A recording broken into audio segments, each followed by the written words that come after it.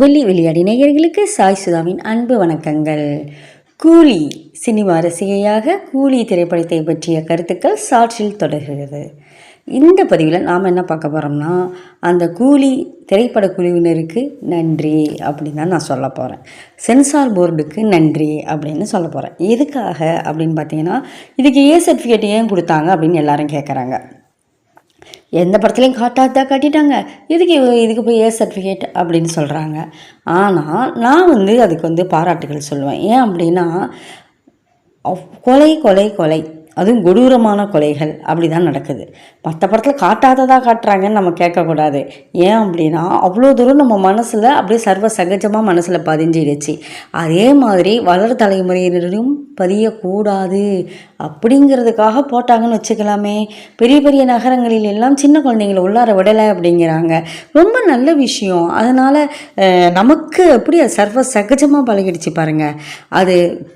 அது மாதிரி சின்ன குழந்தைங்களும் நடந்துக்காமல் இருப்பாங்கல்ல. அதனால் சர்டிஃபிகேட் கொடுத்ததுக்கும் பாராட்டுக்கள். அதனால் திரையரங்கத்தில் யாரும் அவங்கள உள்ளார விடாமல் தடுத்ததுக்கும் அவர்களுக்கும் பாராட்டுக்கள். அதுக்கப்புறம் பார்த்திங்கன்னா, அந்த படக்குழுவினருக்கு எதற்காக நன்றி அப்படின்னு கேட்டிங்க அப்படின்னா, அந்த படத்தில் முதல் பாடலே அவங்க இருக்கிற அதுக்கே அந்த மேன்ஷனில் ரொம்ப ஸ்ட்ரிக்ட்டு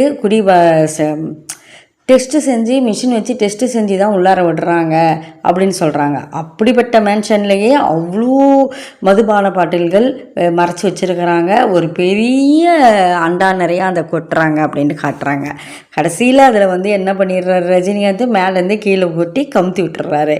குடி கடவுள் பொறுத்து தண்டனிப்பார், ஆனால் குடி தினம் தினம் நமக்கு தண்டனை குடிக்கும் அப்படின்னு அவர் சொல்கிறாரு. இந்த மாதிரி ஒரு கருத்தை பதிவு வச்சதுக்காக அந்த திரைப்பட குழுவினருக்கு நான் நன்றியும் பாராட்டுகளும் நான் தெரிவிச்சுக்கிறேன். ஏன்னா பெரிய பெரிய ஹீரோக்களே குடிக்கிற மாதிரியாக புகைப்பிடிக்கிற மாதிரியாக தான் கதை வருது. ஏன் ரஜினிகாந்த் அவர்கள் கூட அந்த மாதிரி தான் நடிப்பாங்க. இந்த படத்தில் கூட 30 வருஷத்துல தான் விட்டுட்டேன் அப்படிங்கிறாரு. அதுக்கப்புறம் திரும்பி அவர் குடிக்கிற மாதிரிலாம் சீன் வச்சுருக்கிறாங்க.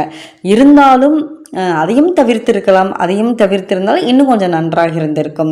3 பெரிய ஹீரோக்கள்னு சொல்லும்போது எல்லாருமே ரஜினிகாந்தை தவிர மற்ற ஹீரோக்கள் எல்லாருமே சிகரெட்டோ சுருட்டு பீடி இப்படி தர்மத்துக்கு பிடிச்சிக்கிட்டே இருக்கிறாங்க. இதெல்லாம் தவிர்க்கலாம்னு நான் நினைக்கிறேன். இது பிடிச்சாதான் மாஸ் அப்படிங்கிற ஒரு எண்ணம் எப்படி வந்தது? இது பெரிய ஹீரோக்கள் நான் செய்ய மாட்டேன்னு சொன்னால் கொஞ்சம் நல்லா இருக்கும். மீண்டும் இன்னும் சில கருத்துக்களுடன் கூலியை பற்றி நாம் தொடர்வோம். நன்றி, வணக்கம்.